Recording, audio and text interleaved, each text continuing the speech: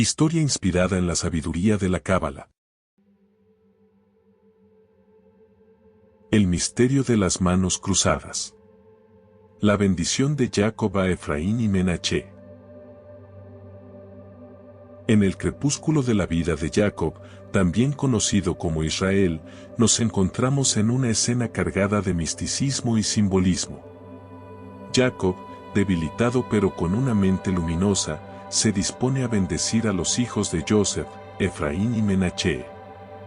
Este acto no es simplemente una bendición familiar, es un momento que resuena con las fuerzas espirituales más profundas del universo, un entrelazamiento de lo celestial y lo terrenal.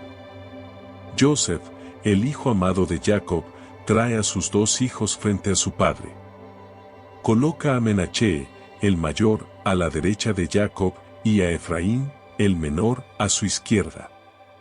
Esto era lo esperado, la primogenitura debía recibir una bendición mayor.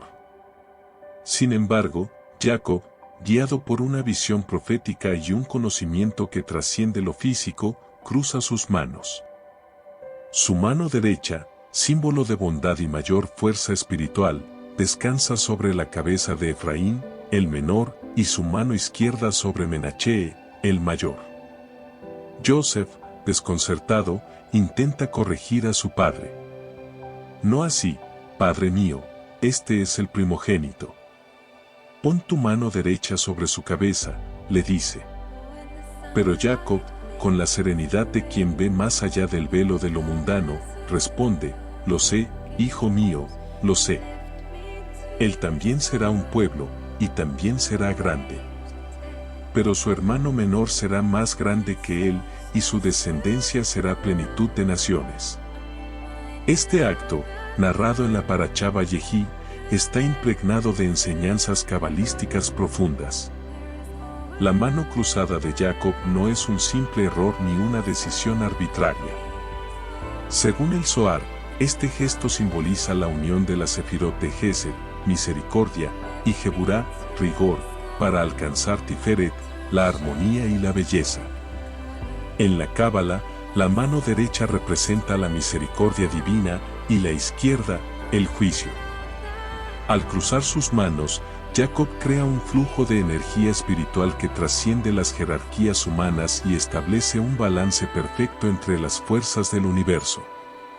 El Midrash comenta que Jacob veía el futuro de estos dos muchachos. Menaché representaba la continuidad, la tradición, el anclaje a las raíces. Efraín, por otro lado, simbolizaba la innovación, la expansión y la conexión con lo divino en formas inéditas. Ambos eran necesarios para el pueblo de Israel, Menaché para preservar la esencia y Efraín para llevar esa esencia a nuevas alturas. Rashi señala que esta bendición cruzada es un recordatorio de que la primogenitura espiritual no siempre sigue las normas humanas. La elección divina no se basa en el orden de nacimiento, sino en el propósito y el potencial que cada alma tiene en el plan cósmico. En la Cábala oral, se transmite una enseñanza fascinante. Cada vez que Jacob cruzó sus manos, invocó una luz superior, la luz de Ein Sof, la infinita luz divina que no distingue entre grande y pequeño, mayor o menor.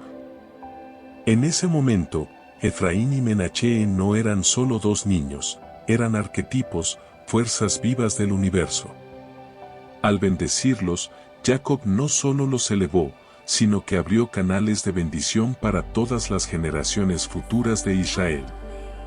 Esta escena nos invita a reflexionar, ¿cuántas veces en nuestras vidas nos aferramos a jerarquías o expectativas humanas, olvidando que lo divino opera en dimensiones mucho más elevadas? ¿Cómo podemos cruzar nuestras propias manos en nuestras decisiones, permitiendo que lo inesperado nos conecte con una bendición superior? El gesto de Jacob es un recordatorio eterno de que el propósito divino no siempre sigue los caminos esperados.